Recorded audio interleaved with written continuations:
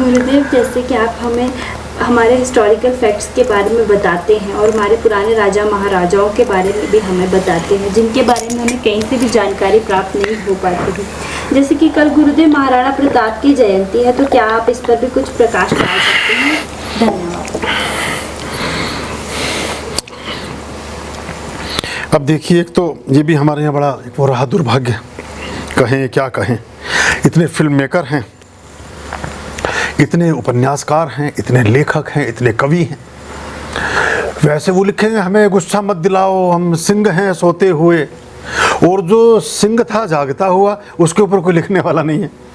मतलब कवि ऐसी ऐसी कल्पना करेगा कि बिल्कुल ऐसा लग रहा है कि सारी मिसाइलें इसी यहाँ लगी हुई हैं कि मैं छेड़ मत देना, हम बारूद के नीचे देवी भी चिंगारी हैं, और जरा सा कोई एक तबीजी छोड़ दे घर के बाहर तो भाग के रजाई में घुस जाते हैं। उन्हें फिर निकालना पड़ता है कि सब शांति है, आप बाहर आ जाओ, सर्वत्र शांति में माहौल है, चिंता ना करो आप, है ना। तो मैं वो था कि मैं हूँ जिस हाल में मेरे सनम रहने दे, और तीर मत दे मेरे हाथों में कलम रहने दे, मैं तो कवि हूँ, मेरा दिल है बहुत ही नाजुक, मैं पटाखे ही से मर जाऊँगा, बम रहने दे। तो ये कवि हमारे ऐसे हैं जो कहीं का कहीं पहुँच जाते हैं। तो मेरा मतलब ये था कि महाराणा प्रताप पर लिखने वाला कोई नहीं, जो दुनिया की सबसे बड़ी नेत्री, जिसने दुनिया का सबसे बड़ा त्याग और बलिदान का काम किया, रानी हाड़ा रानी। अब आप कहेंगे हाड़ा रानी कौन है? बड़ा डरावना सा नाम लग रहा है, बच्चों को डराने का काम आएगा, लेकिन बच्चों को, हर बच्चों को हम ये महाराणा प्रताप को तभी तो आपको समझना सीखना पड़ रहा है। हमारे देश के गौरव है ये, इन्होंने वो काम किया कि जो अब देखिए, आपने कहा कि क्या प्रिय क्या अप्रिय, अपने ही राज्य में, अपने ही समाज के बीच, अपने ही लोगों के बीच एक व्यक्ति घास की रोटी बनाकर खाया और हिंदुत्व के लिए और राष्ट्र की अस्मिता के लिए लड़ता रहा। फ्रांस में पढ़ाया जाता है उनके बारे में, सिलेबस का हिस्सा है, कई देशों में पढ़ाया जाता है। कोरिया वाले तो हिंदुस्तानियों से, खासतौर से हिंदुओं से बड़ा चिढ़ते हैं, वो कि तुम वही हो जिन्होंने महाराणा प्रताप को मरवाया था, तुम वही हो जिन्होंने पृथ्वीराज चौहान को मरवाया था। ऐसे चलता है, और सच्ची बात है ये। आप जाइए, फ्रांस के सिलेबस में है, चार साहिबजादे पढ़ाए जाते हैं वहाँ चमकौर की लड़ाई पढ़ाई जाती है, आपको पता भी नहीं कि चमकौर की लड़ाई क्या है। तो ये महाराणा प्रताप का जीवन, त्याग बलिदान, और क्या था, सिर्फ अकबर ने कहा कि आधा हिंदुस्तान तेरा, आधा हिंदुस्तान मेरा, जैसे अकबर अपने दहेज में लेके आया हो। मतलब भाई हमसे लूट के हम ही बांट रहे हैं। महाराणा प्रताप ने कहा कि एक गाँव भी स्वीकार नहीं है मुझे गुलामी और दास्तां में, भले, और वो साम्राज्य स्वीकार नहीं जो जिसको तुम मुकुट मुझे पहनाओ। तो महाराणा प्रताप के जीवन से हमें शिक्षा लेनी चाहिए। हमें कहीं पेरिस, लंदन, फ्रांस, अमेरिका कहीं जाने की ज़रूरत नहीं है। आपको हर आदमी को हल्दी घाटी दिखानी चाहिए बच्चों को, आज भी पीली मिट्टी है वहाँ की सारी। हमें वो महाराणा का किला और महाराणी की गाथाएं और वो सुनानी चाहिए। हाड़ा रानी ने महाराणा प्रताप को बचाने के लिए, महाराणा प्रताप के कुल के दीपक को बचाने के लिए अपने बच्चे की गर्दन काट करके टोकरे में रख ली थी। और जब उनसे पूछा गया कि वो उनका वंशज कहाँ है, उनका जो उत्तराधिकारी है, उसने कहा कि ये तो, उसको तो मार दिया गया, उसकी तो गर्दन ही है, जबकि मारा अपने बच्चे को था। और उस टोकरी में छिपा करके महाराणा प्रताप को वो बाहर, महाराणा प्रताप के जो पिता थे उनको बाहर निकाल दिया था उससे। ये हाड़ा रानी का महान त्याग था मेवाड़ के लिए और राजस्थान के लिए, ये राजपूती। अब आप सोचिए, मतलब अब किस तरह की बातें हमारे जीवन में रही कि 10,000 रानियाँ आग में कूद रही हैं और पूरा देश जो है वो सर्वधर्म संभाव की बात कर रहा है। मुल्क में और भी तो आबादी थी भाई। एक प्रांत, एक जगह में, राजस्थान में 10,000 स्त्रियों पर आपदा आ पड़ी। पूरे देश की स्त्रियां क्या कर रही थी उस टाइम?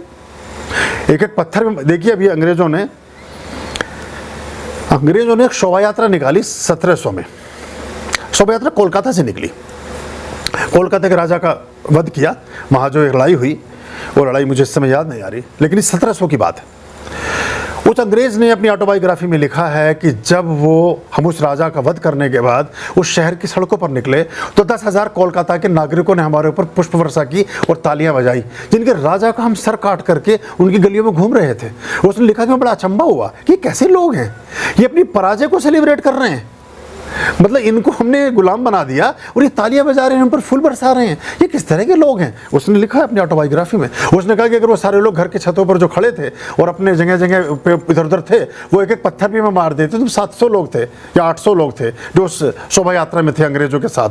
हम सारे मर सकते थे, लेकिन 10,000 लोग हमारा स्वागत कर रहे थे।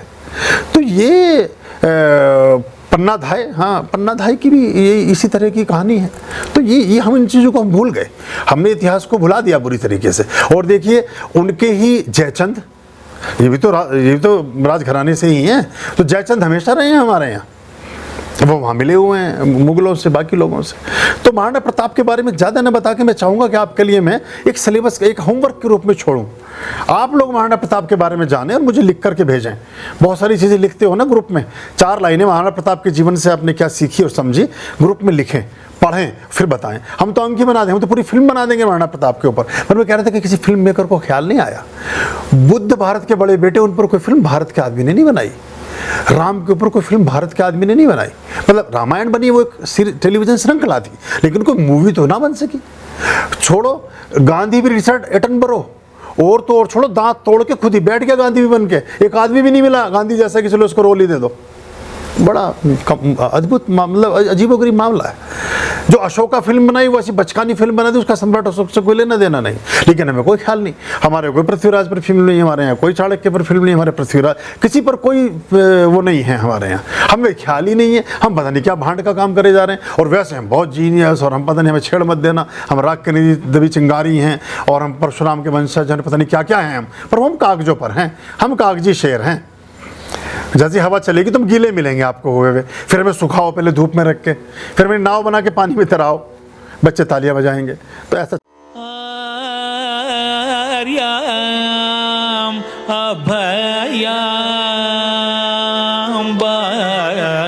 भज